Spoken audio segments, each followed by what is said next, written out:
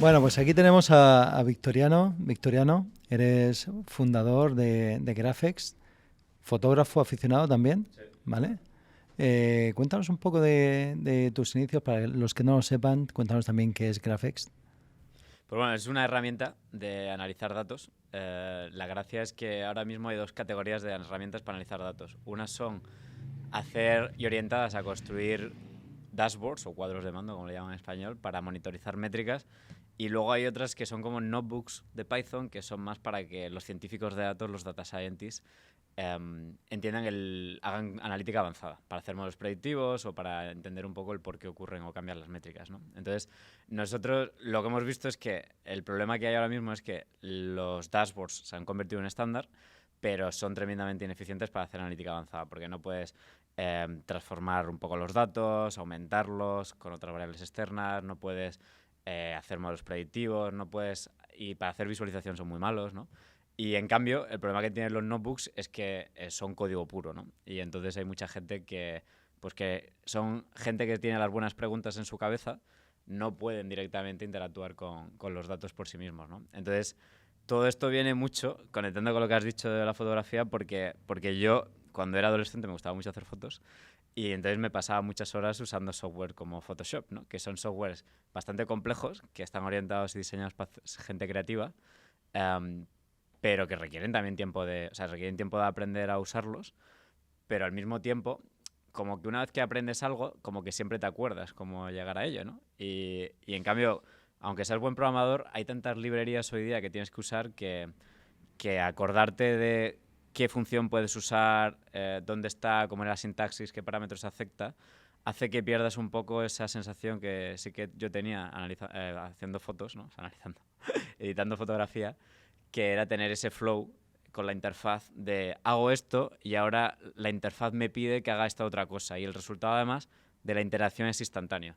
Mientras que también con las herramientas actuales que comentaba, los dashboards y los notebooks tienen que enviar y computar mucho en el backend, ¿no? O sea, como atrás, y tienen que agregar mucha información y eso siempre genera un delay de muchos segundos, de 20, 30, un minuto, 2 minutos, desde que haces una acción a ver el efecto, ¿no? Entonces, el reto era como cómo hacemos una herramienta de software nueva para analizar datos que permita a gente que no es tan técnica estar en el flow, hacer, en lugar de 2 o 3 preguntas a la hora, hacer 60 preguntas a la hora, porque siempre la mejor pregunta te viene después de contestar otra, ¿no? Y ese es un poco el germen de todo.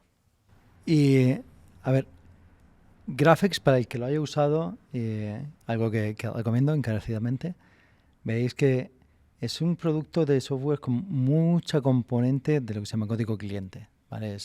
En el navegador, eh, hace mucho en el navegador, mucho más que tradicionalmente los notebooks.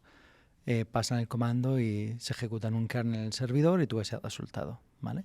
¿Cómo os decidisteis un poco por esa arquitectura?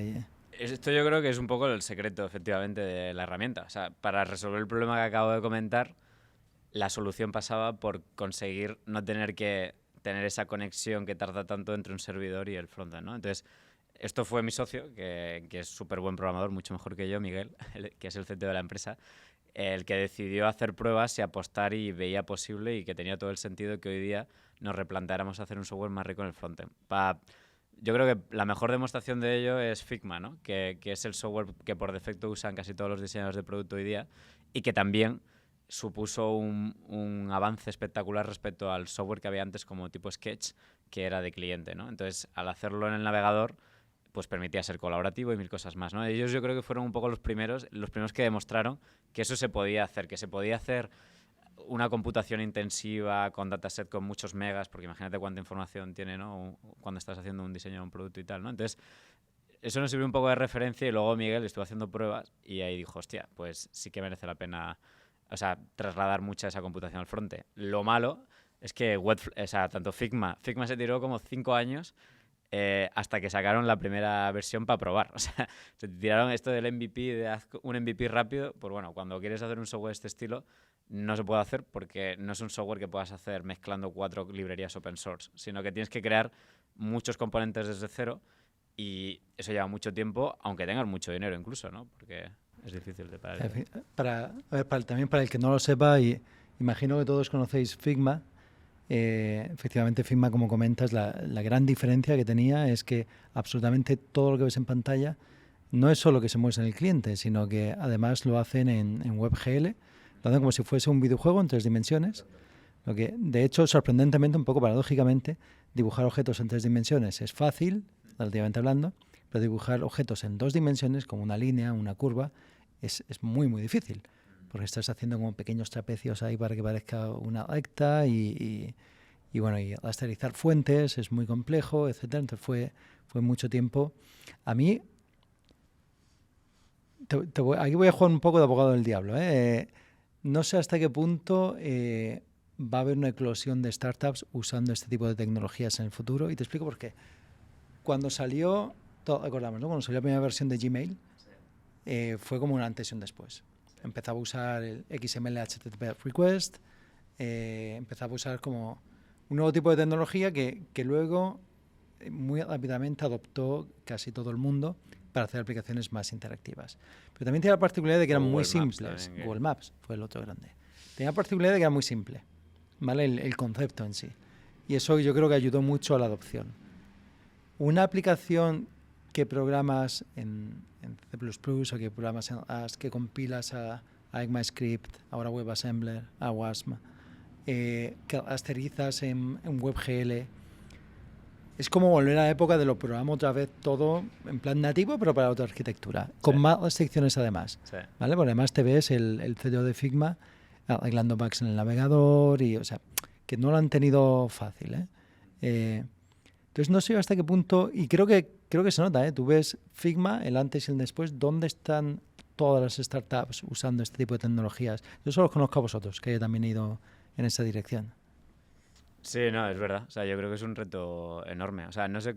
También es verdad que no todos los software necesitan este tipo de solución, ¿no? O sea, que la mayoría de software que se le ocurre a la gente, quizá un poco también por la inercia de lo que se podía hacer hasta ahora, son aplicaciones más sencillas, más CRUDs, ¿no? O sea, de un formulario que mete unos datos, ¿no? Los mete en una base de datos y luego los agrega con una simple query SQL o como mucho con un proceso en batch que corre cada noche, ¿no? Para computar algo. Entonces, es que también es verdad que a lo mejor no hay tanto software así. Cuando has dicho los videojuegos, estaba pensando, digo, joder, hacer un videojuego vale muchos millones, ¿no?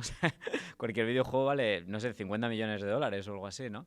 Y en cambio, cuando miras, si te vas a Crunchbase, de cuántas startups han levantado 50 millones de dólares para hacer el producto, o sea, para en fases seed, ¿cuántas ha habido? O sea, literalmente en España nunca, o sea, ni siquiera en el mundo ha habido muchas, o sea, ni siquiera en Estados Unidos ha habido muchas empresas que levanten tanto dinero para hacer un producto de software. Entonces, o sea, está genial que los videojuegos levanten tanto porque obviamente lo rentabiliza, o sea, si no ganaran dinero no sería el caso, pero no, sí que creo que hay mucho software de este estilo que hace cosas muy críticas para el mundo, ¿no? O sea, yo creo que en el caso de Figma no cabe duda, ¿no? De que yo creo que cualquier diseñador que está empezando ahora usa Figma por defecto, ¿no? Y yo creo que en nuestro caso, joder, la analítica de datos es que es lo que va a descubrir la cura del cáncer, lo que va a descubrir por una empresa la oportunidad de negocio más grande que tiene, etcétera, etcétera. Lo que pasa es que, claro, es difícil eso, o sea, justificar y empezar y crear tanto componente de cero. No es tan fácil como efectivamente al principio de la web lo que supuso lo que llaman Ajax, ¿no? Y un poco mezclar JavaScript con HTML, ¿no? Pero bueno, no sé.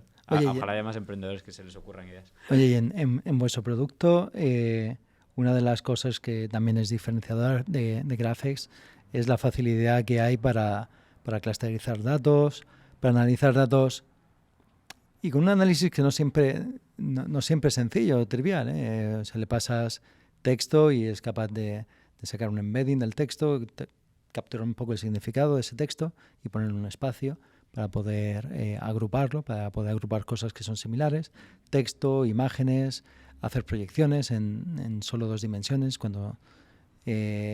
Cuéntanos un poco cómo, o sea, ¿cuánto uso tenéis de estas features que son más avanzadas? ¿Y cuánto hay de un análisis de datos más tradicional? Esa es buena pregunta. De hecho, empezamos haciendo esta parte más compleja. Se llama GraphX porque usamos grafos, como grafos en el sentido de como redes, ¿no?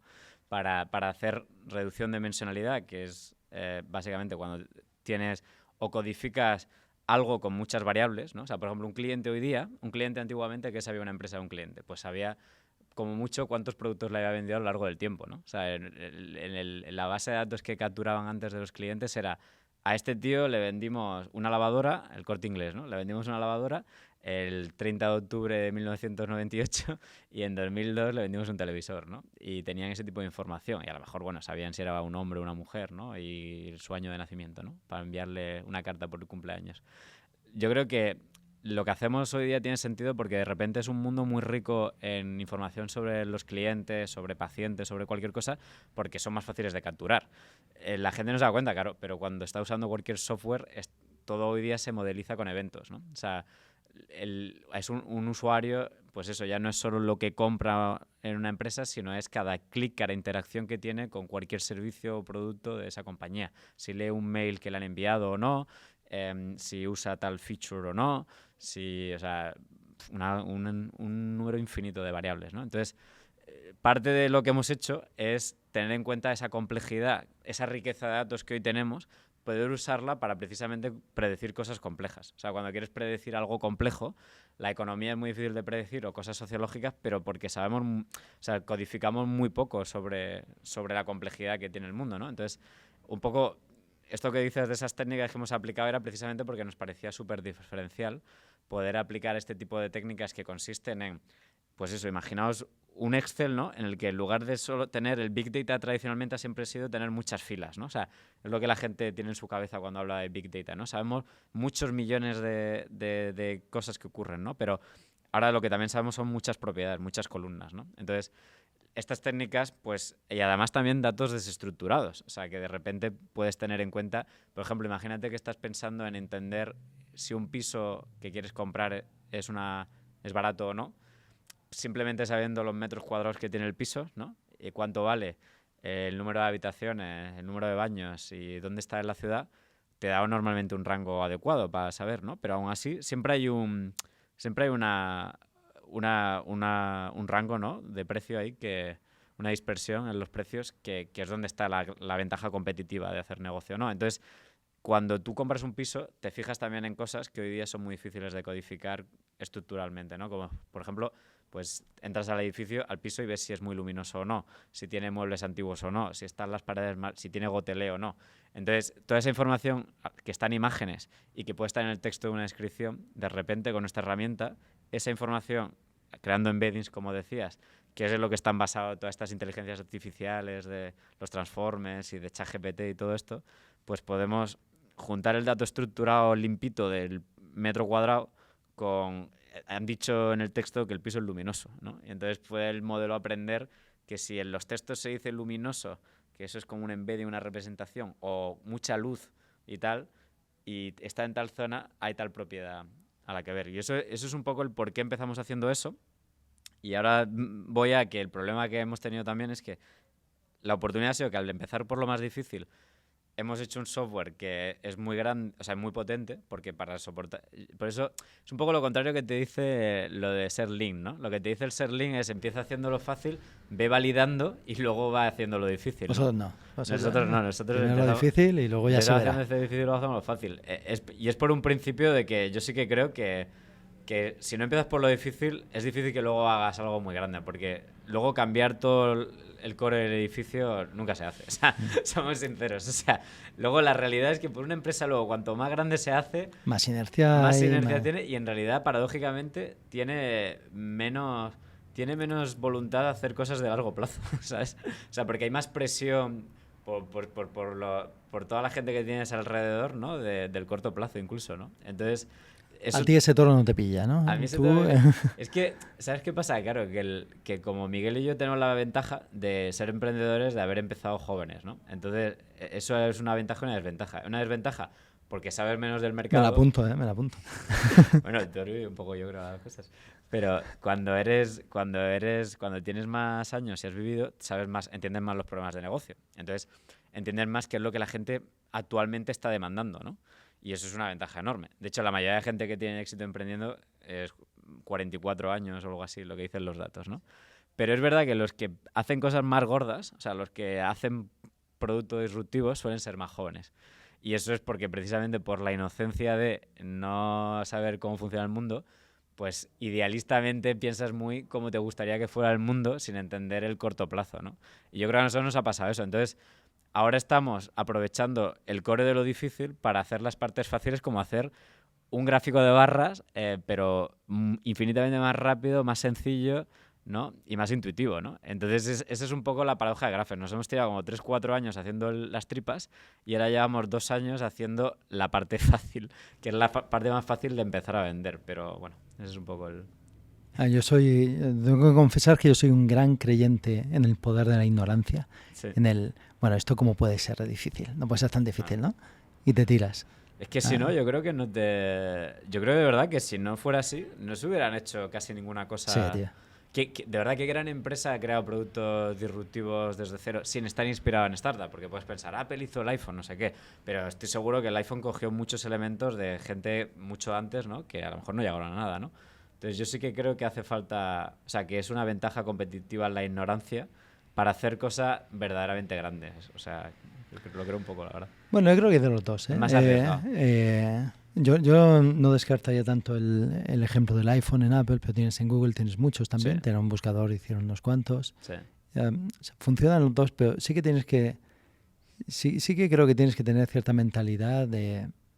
esto no puede ser tan complicado. Sí. O sea, Sí, porque es que si no, o sea, la gente que es muy realista, la gente que es muy realista nunca se mueve. O sea, sí, nunca se meten en estos tinglados. Nunca se meten en estos tinglados. Oye, cuenta un poco el tema de cómo pues vosotros lo habéis hecho bien. Ahora, o sea, habéis levantado capital, habéis... Bueno, no sé si o sea, tú que no has levantado capital. O sea, yo soy aquí la oveja negra de los emprendedores. Yo creo de verdad que nunca hay una... Yo creo que de verdad, para cada startup, precisamente, por si una persona de datos, o sea, nunca hay una única solución, un único camino para los mismos problemas que intentas resolver. Entonces, yo creo que hay tipos de empresas que requieren... De hecho, un problema que hay actualmente es que es demasiado estándar lo que los inversores y lo que los emprendedores esperan en cada fase de un proyecto, ¿no? O sea, no tiene sentido que si quieres hacer una aplicación de pasear perros, pues levantes lo mismo que el que hace un fármaco de una farma, ¿no? O sea, son obviamente cosas muy distintas y dentro de la tecnología también creo que hay un espectro, ¿no? Sí. Pero bueno, cuenta un poco tu experiencia, ¿cómo fue? ¿Cómo fue además levantando capital en España? Sí. Que se ve más complicado que... Pues, a ver, nosotros yo creo que tuvimos la suerte de que antes de Graphics existió otro proyecto que fue Carto, la gente de Carto, que antes era una consultora que se llama Visuality, hizo un software de análisis de datos geoespacial.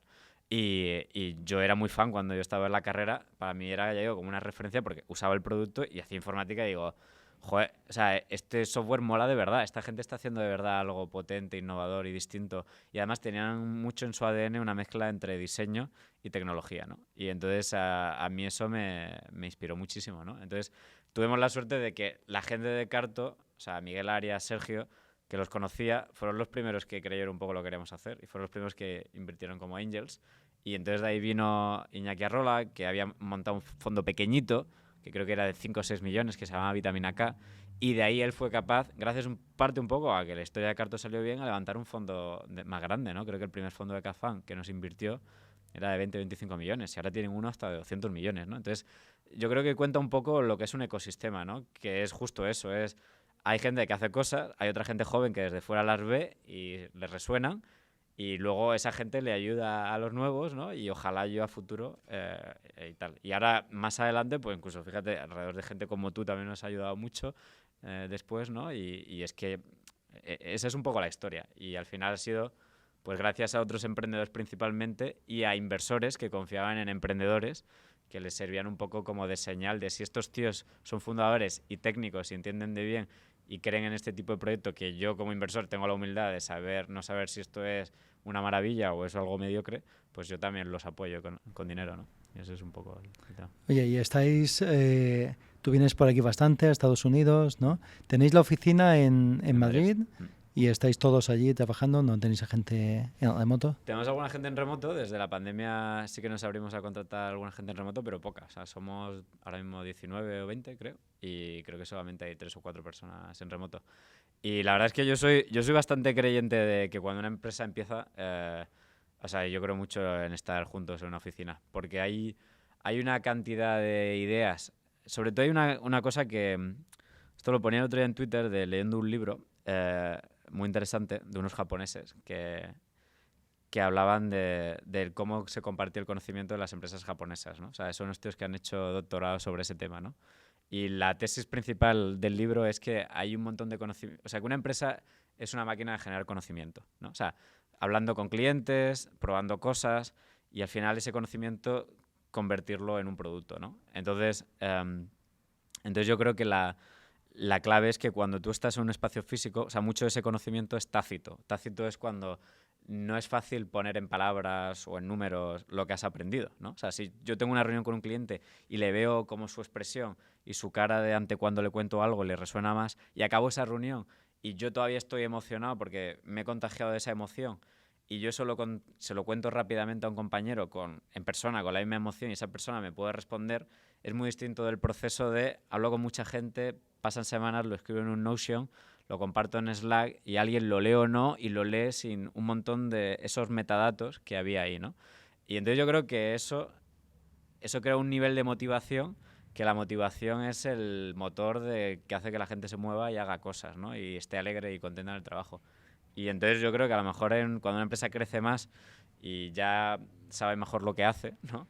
Y ya puede tener procesos más estables y el conocimiento es más fácil a lo mejor de escalarlo o no te queda otra que escalarlo por las dimensiones, pues ahí sí que creo que puede funcionar mejor estar en remoto. Pero yo creo que cuando todavía una empresa es pequeña y todavía no tiene un product market fit claro, hay grandes ventajas competitivas de hacerlo en persona. No digo que no se pueda hacer en remoto, pero creo que tiene grandes ventajas. Yo lo que te diría, mi experiencia es que lo primero es que nunca se vuelve más fácil ni más, ¿sabes? No está, va a peor.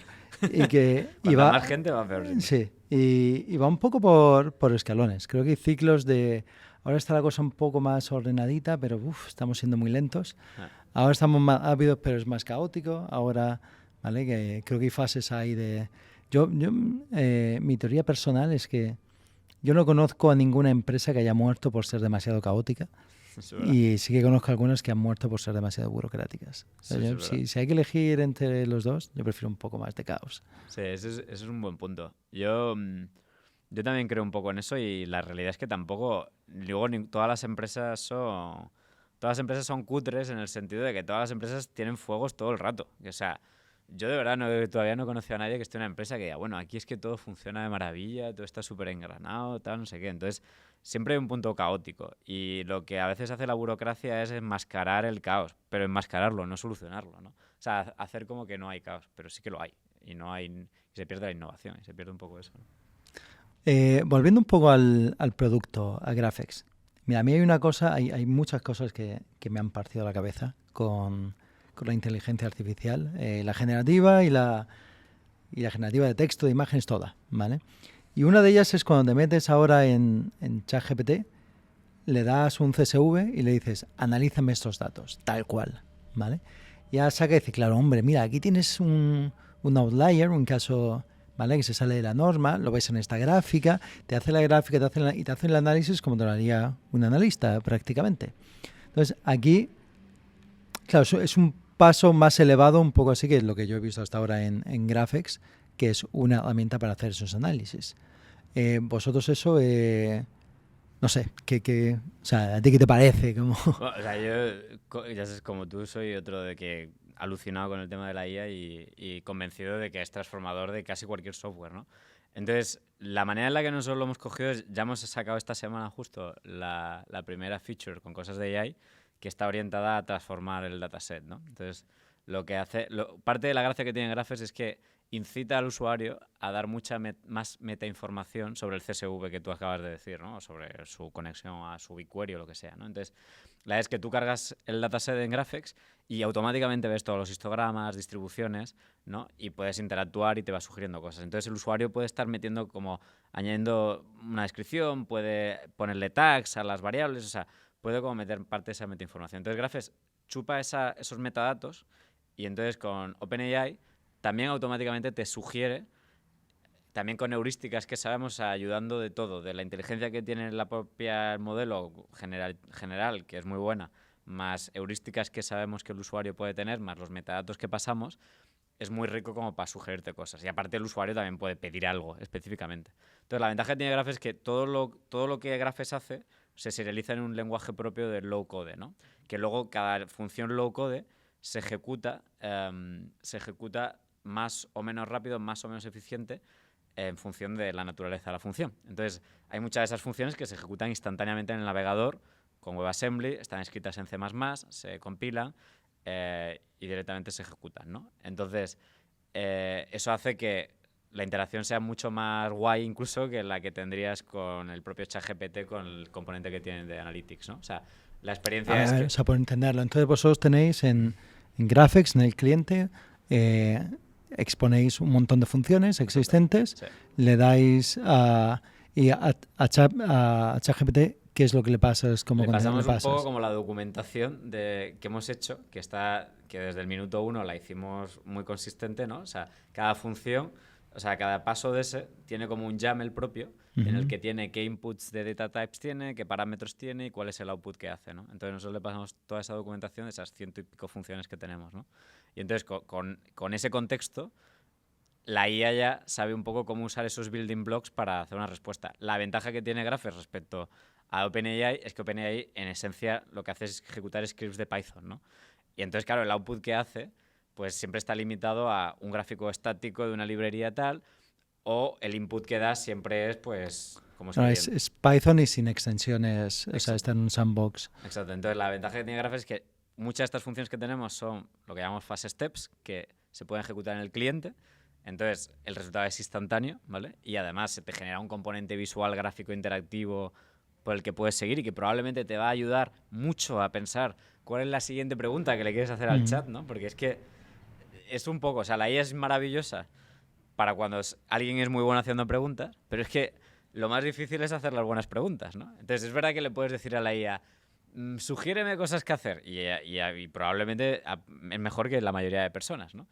Pero claro, como vas a ser un gran profesional precisamente es cuando seas capaz de hacer preguntas que no sean tan obvias para una IA, ¿no?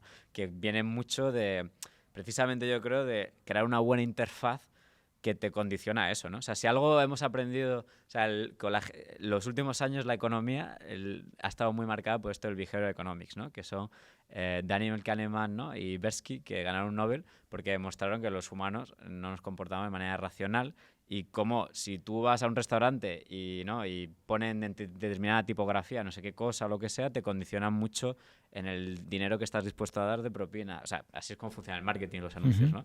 Pues si los humanos nos comportamos por todos los inputs y por todas las influencias que tenemos alrededor, si quieres hacer un buen análisis de datos, habrá que crearte una buena interfaz que te ponga de una forma para comprender los outputs de la inteligencia artificial y para sugerirte los mejores inputs que vayas a hacer, ¿no?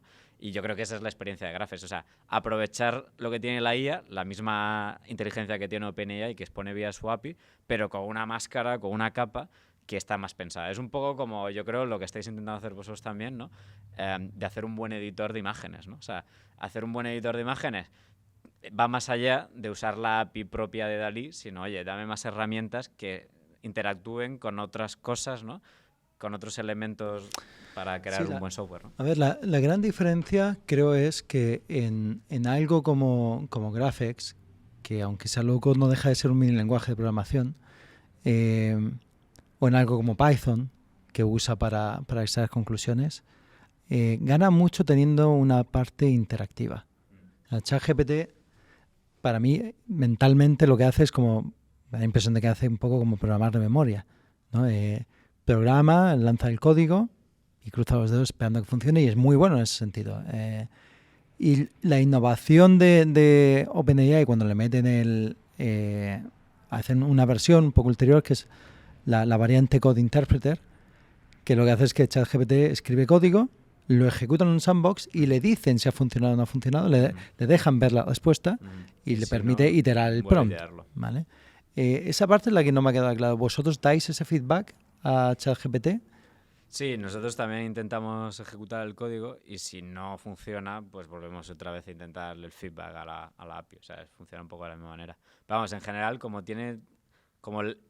el lenguaje de Graphics, ya nosotros gran parte de donde suelen fallar las cosas las hemos estado trabajando en el backend, porque muchas de estas cosas fallan por problemas en los data types, por no inferir bien determinadas cosas. O sea, hay un montón de errores. Sí, pero se puede inventar, o sea, puede llamarte como le dé la gana. Claro. O sea. Pero un lenguaje low code que tiene X funciones, o sea, que tiene 100 y pico funciones, que tiene X parámetros de entrada y tal, o sea, tiene una simplicidad mayor y tenemos un nivel de testeo mayor que hace que se reduzca, diría, bastante más la posibilidad de error que hay que cuando tienes un Python en general, que aparte un problema que tiene también el propio PNE es que no puede usar, solo tiene unas pocas librerías disponibles. O Claro. sea, tiene Panda, ggplot y pocas más, ¿no? Entonces, sin embargo, por ejemplo, algo que Graphex tiene funciones, por ejemplo, que le pasas una dirección física de donde vive un cliente y te trae un montón de variables de datos del censo, ¿no? ¿Por qué? Pues porque nos hemos bajado la base de datos del censo, hemos mapeado las zonas censales con localizaciones, o sea, las coordenadas con la zona censal, luego te los traemos, entonces, o sea, ni siquiera hay una librería open source para hacer eso, ¿no? Entonces, hay un montón de funciones de este tipo, o incluso hay una función para inferir el sentimiento de un texto o el género. Hay millones de librerías para hacer eso, pero seleccionar la adecuada y tal tiene un valor, ¿no? Y eso es parte del valor también que te da. ¿Y tú crees que llegará un momento en que se le darán los datos en bruto y se le dirá, encuentra insights, encuentra cosas interesantes aquí? Sí, sí. O sea, yo creo que eso funciona.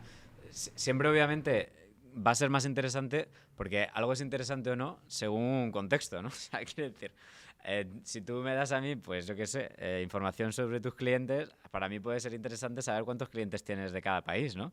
Pero para ti eso es una obviedad que no es interesante, ¿no? Para ti será interesante. Sí, interesante es qué es lo que tú sabes por Claro, ahora y te exacto. voy a decir lo que está mal o lo que Claro. no sabes. Entonces yo creo que gran parte de que sea interesante va a ser que también sea bueno él pidiéndote o haciéndote preguntas, ¿no? Que es lo que hace un médico. O sea, para mí siempre la cosa es parecida a ir a un médico. O sea, tú vas a un médico, le cuentas tu problema y el médico te escucha y sabe hacerte la siguiente pregunta interesante para sacar la información que necesita para sacarte un buen diagnóstico, ¿no? Entonces yo creo que lo que tenemos que esperar de la IA es que cada vez sean más agentes que son capaces de pedir información. No solo a ti, sino que también igual se van a la web y buscan esa información ellos por su cuenta y luego te hacen una pregunta, ¿no? Y yo creo que eso es la siguiente generación de lo que vamos a ver, ¿no? A ver, Victoria, una pregunta. Graphex, te voy a hacer aquí dos preguntas. Lo primero es, ¿qué tipo de empresas lo usan? ¿Qué uso has visto tú que le hayan dado en empresas? Y en las empresas, ¿qué estructura estás viendo tú en los equipos de datos? Eso es algo que nosotros hemos pasado un poco también, nuestras pequeñas dificultades, ¿vale? Para construir un equipo de datos. Y no es algo trivial, ¿vale? Cuando empiezas, no estás pensando en cómo voy a montar aquí el equipo de datos. Estás pensando en el producto, piensas en otras cosas y eso es algo como más que acaba ocurriendo. ¿Cómo es para ti un equipo de datos bien estructurado y cuáles son los principales casos de uso que os habéis encontrado en Graphex? Pues mira, como decía, nosotros somos analítica avanzada, entonces lo primero que hace un equipo de datos es montar unos dashboards de reporting básicos, primero porque a nivel legal necesita calcular, oye, en cuánto dinero ganas, ¿no? Cuánto churn tienes, o sea, cuánta gente deja de pagarte, cosas así, ¿no? Entonces, eso es lo primero que un equipo tiene que montar. Entonces, no vamos a empresas que no tengan eso bien, ¿no? Por desgracia te diría que aún así, incluso empresas muy grandes ni siquiera tienen bien eso, ¿no? Y muchas de ellas además lo hacen vía consultoras, o sea, que contratan una consultora para que se lo haga, ¿no? Entonces nosotros vamos, cuando una empresa ya tiene eso bien y entonces quieren hacer cosas más avanzadas. ¿Y qué cosas más avanzadas? Pues a ver, hay dos casos de uso muy básicos que son el de lead scoring y el de churn analysis, ¿no? O sea, lead scoring es... En castellano. En castellano sería como lead, supongo que son como oportunidades de negocio, ¿no? O sea, como gente que se registra en un formulario y quiere ser cliente o gente que se abre una cuenta gratis en un producto gratis y puede convertirse en uno de pago, ¿no? Como pueda ser vuestro caso, ¿no? ¿Vale? Y tú dices, vale, de esta gente que ya tengo su email y que puedo escribirles y que ya sé que les interesa, ¿cuál tiene más probabilidades de yo hacer dinero aquí, ¿no? O sea, hay algún cliente que tiene 500 oportunidades nuevas al día. Claro, cuando tienes 500 nuevas oportunidades al día y tienes un equipo de ventas de 20, 30, 50, 100 personas, no puedes atender a todas. Entonces tienes que decidir muy bien en cuáles centrarte y en cuáles dedicarle más tiempo, ¿no? O sea, eso cambia un negocio, ¿no? Y ahí, claro, hoy día además es que captas mucho dato, porque si es un formulario, pues pides el nombre, obviamente, el correo. Con el correo hoy día puedes saber cómo de grande es esa empresa. Hay APIs de terceros como Apollo, Clearbit, que te dicen cuántos empleados tiene esa empresa, de qué sector es, ¿no? Cosas de ese estilo. Con LinkedIn también podrías rellenar potencialmente, ¿no? Más información de esa persona, como el rol que tiene esa persona dentro de esa empresa, ¿no? Puedes saber incluso si esa empresa, con LinkedIn puedes saber si está perdiendo empleados o si está creciendo, ¿no? ¿Vale? Y luego obviamente le puedes preguntar información. Y si además es un producto que pueden probar el gratis, pues puedes saber cuántas veces has logueado, cuánta gente distinta del equipo se ha logueado. Puedes saber cuántas imágenes gratis han descargado de FreePic. Puedes saber cuáles son esas imágenes. Puedes saber cuáles son esas De imágenes. qué país venían, de qué tipología de venía y imagen, tal, ¿no? ilustraciones, vectores, fotos. Entonces, al final tienes un perfil, como decíamos antes, muy rico, ¿no? Entonces, la idea es, si tienes muchas de estas y ya hay muchas que en el histórico tú sabías que ellos han acabado comprando y han acabado siendo un buen cliente, pues a priori con eso puedes entrenar un modelo para, y no solo entrenar un modelo, sino aprender qué combinación de variables son las que predicen que tengan más oportunidad de tener éxito ahí o no, lo cual no solo es que te dé un número, un score, que se ponga de vuelta en el CRM cada día, o sea, esto lo acabamos de introducir ahora, que ya no solo Graphex hace el modelo, sino que puedas, lo que hace todos los días, pueda, o cada media hora, cada hora, pueda escribir de vuelta en el CRM. Que eso es muy útil, ¿eh? Eso es muy útil, eso es la activación, ¿no? Pero bueno, nosotros empezamos primero con la primera el análisis. parte, con el análisis porque, joder, te da mucha idea, te da muchos insights que son muy accionables, ¿no? O sea, por ejemplo, preguntando o sabiendo un poco qué tipo... Nosotros lo hacemos para nosotros mismos, ¿no? ¿Vale?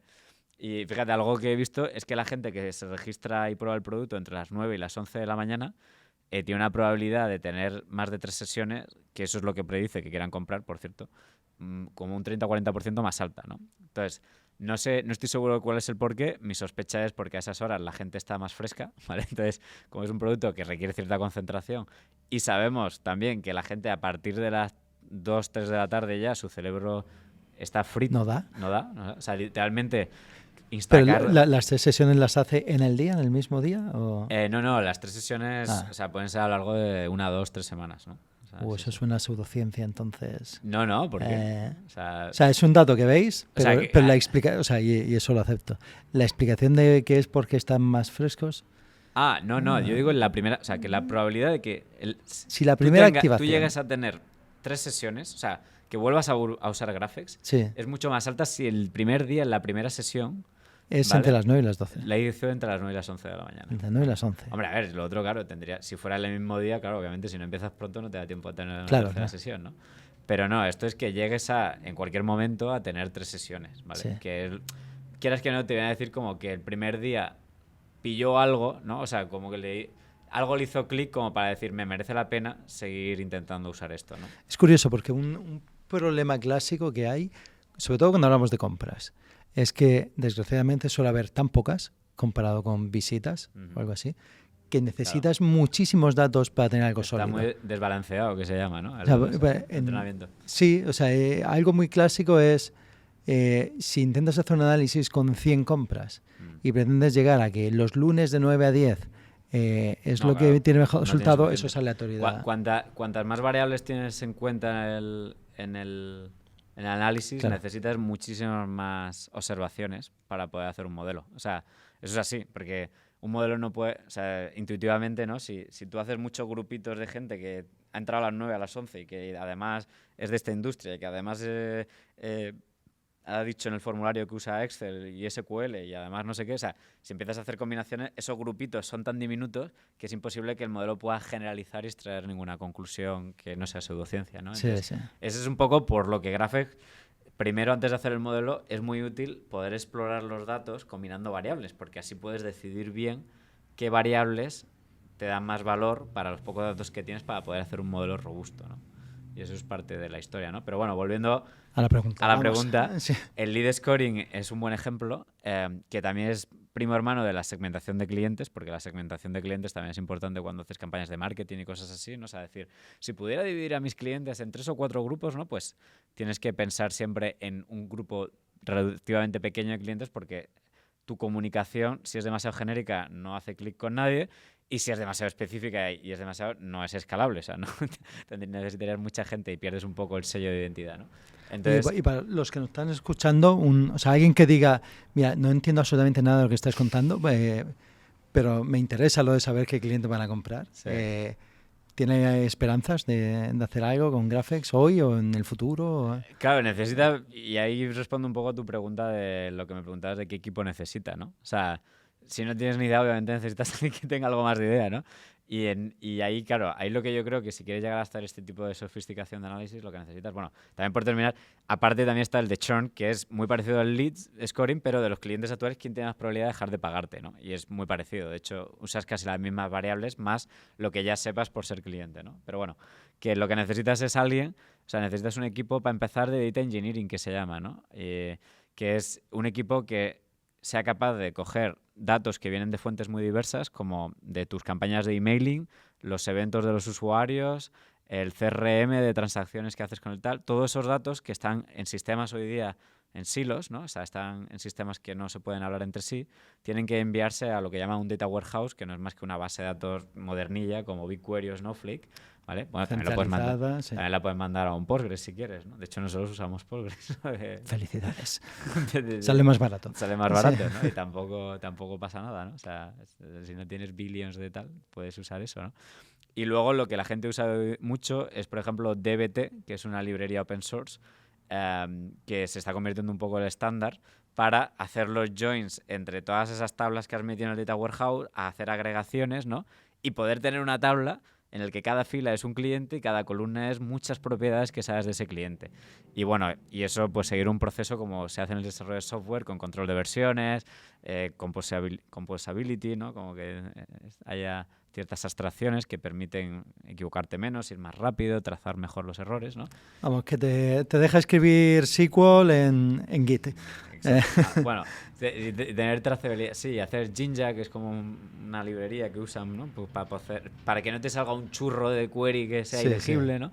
Entonces, bueno, todo eso lo tienes que hacer. O sea, me gustaría decir que no, que puedo hacer yo una herramienta que se conecta a todas las fuentes y mágicamente hace eso que le llaman un poco feature engineering y tal, pero la realidad es que si no hay ni siquiera una herramienta específicamente que lo haga, Graphex no va a hacer eso por ti. Entonces, de momento, la situación menos mala es contratar herramientas tipo Fivetran y demás que te ayudan a enviar el dato y no tienes que mantener con las APIs, eso te lo quitas, pero lo que es la parte de DBT, de Data Engineering, sí que necesitas a alguien que haga un poco ese rol, que un software developer, si se entrena un poco, también podría aprender a hacerlo, ¿no? O sea, que tampoco es esto rocket science, ¿no? O sea, si sabes un poco de SQL, ¿no? Y más hoy día con ChatGPT que te puede ayudar a hacer queries, ¿no? Efectivamente. Entonces, eso es lo primero, un equipo de Data Engineering. Y luego yo creo que... O sea, más que un equipo de Data Engineering, por ir al hecho en sí, lo primero es una base de datos consolidada, sí, ¿no? Exacto. Donde tengas toda la info de la que exacto. Sacar datos interesantes. Exacto. Y efectivamente consolidada y testeando bien, que la información es correcta, que no deja de escribirse un día y no sé detallitos, qué. Sí. Pero que al final estos detallitos, sabes que sí, llevan tiempo. Llevan mucho tiempo, pero a todo el mundo, ¿eh? O sea, quiero decir que desde una pequeña startup... Sí, es horrible. Sí. La pregunta es, ¿merece la pena? A ver, pues si tienes todavía relativamente pocos datos porque no tienes muchos clientes, por lo que sea, pues tampoco a lo mejor merece la pena, porque no vas a poder tener como para entrenar un modelo, como hablábamos antes, ¿no? Pero yo creo que en el momento que una empresa ya pues tiene Product Market Fit, ¿no? O sea, la típica startup que está en Serie A, Serie B, una empresa de toda la vida, rollo una cadena de supermercados o algo así, ¿no? Yo creo que todas estas, claro que se benefician. Yo creo que, claro, mira, para ponerte un ejemplo, pues una de las empresas más grandes de este país, ¿no? Que conozco el equipo de datos, ¿no? En 2020 tenían como 10 personas, ¿no? En el equipo de datos, 2020, cuando empezó la pandemia, no hace tanto, ¿no? Y ahora tienen 80. ¿Por qué? Porque el sistema que han hecho de recomendación de productos ha movido la aguja de una empresa. Una aguja que cuesta bastante mover, porque ya facturan mucho, ¿no? Entonces, claro, o sea, claro que merece la pena, pero que es comprensible que no es lo primero que hagas en una empresa pequeña que está empezando, a no ser que tu producto muy el core sean datos, como dar créditos, ¿no? O cosas así, ¿no? O sea, y cuando hablabas un poco bueno, es el qué, el para qué, pero ahora el cómo, qué equipo te hace falta tener en la empresa. ¿Cuál es para ti el equipo de datos ideal hoy en día? Ya saliendo de Graphex, o sea, en general. Pues para mí, ya digo, lo primero, alguien que entienda bien la parte de engineering, o sea, es que ese es el primer pilar que necesitas, porque si no, no puedes continuar, hay que empezar por ahí. Muy difícil de encontrar, o sea, acabo de venir de la conferencia de DBT en San Diego y... Y literalmente yo creo que... O sea, sí, yo tengo que confesar que DBT la primera vez que lo vi me pareció una pijada. Digo, ¿en serio? ¿Para esto monte? Sí, y luego lo vas viendo. Sí. Esto, ¿no?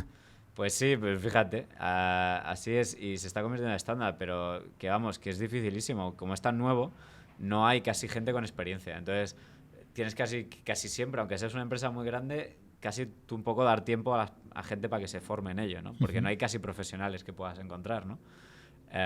Entonces, lo primero es apostar por eso, por una buena consolidación del dato en el Data Warehouse. Y eso es... Hay también Analytics Engineers, esto es curioso. Me escarpeé todos los asistentes, los 9.000 asistentes. Y Analytics Engineers. Analytics Engineers. ¿Eso qué es? El Analytics Engineer se supone que es el rol que sabe hablar con la gente de negocio, sabe de negocio, y entonces sabe qué preguntas quiere responder negocio y, por tanto, ayuda a modelar los datos que necesitas.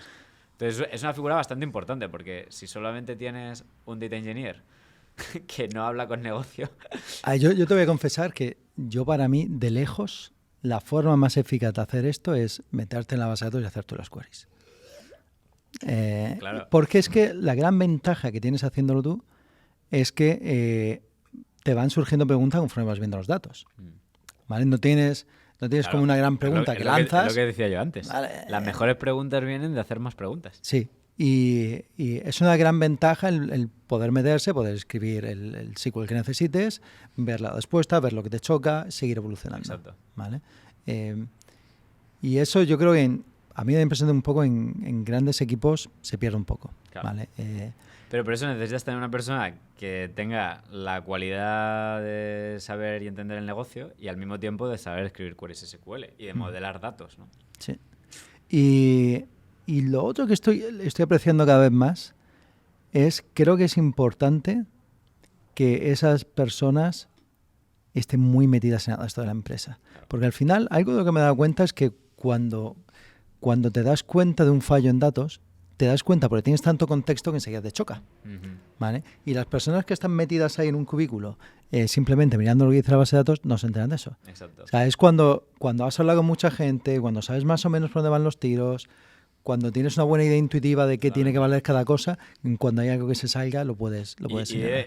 Hay muchos ingenieros que se piensan que ellos no tienen responsabilidad de eso. O sea, y yo, si hay algo últimamente que no me canso de decir en todos lados, donde puedo, es que los ingenieros más en el mundo de la IA tienen que darse cuenta que su trabajo es resolver problemas. Y resolver problemas es entender los problemas bien.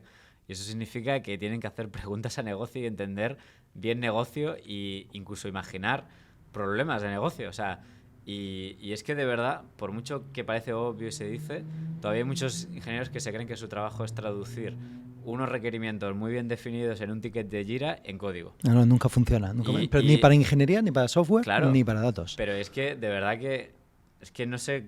O sea, es que de verdad los ingenieros que no se den cuenta de esto, de verdad, es que no tienen futuro. O sea, es lo más importante yo creo que tiene que aprender un ingeniero, que es una persona que resuelve problemas, no que traduce requerimientos, especificaciones. Las especificaciones buenas las va a hacer él, o sea, las va a ayudar a hacer él. De hecho, fíjate que yo soy, no sé, la gente dice que soy como muy analítico, muy científico y tal, pero la utilidad de cosas como tomarte algo, porque te cuentan las anécdotas. Claro. Y las anécdotas son súper importantes para entender el contexto. Totalmente. Y pasan muchas cosas de... mira, por ejemplo, yo recuerdo una anécdota hace ya tiempo, ¿vale? La conté. Hubo una unión de marketing, ¿vale? Donde en la empresa querían saber cuánta gente venía de distintos leads. Y era como, no tenemos ese dato. Atribución. Sí. Y yo, claro que tenemos ese dato. Digo, es muy sencillo. Miras en el load balancer, en los datos exactamente, en el log. Exactamente, quién viene de hacer el externo y ya tienes de dónde ha venido cada uno. Y lancé la query SQL en el momento.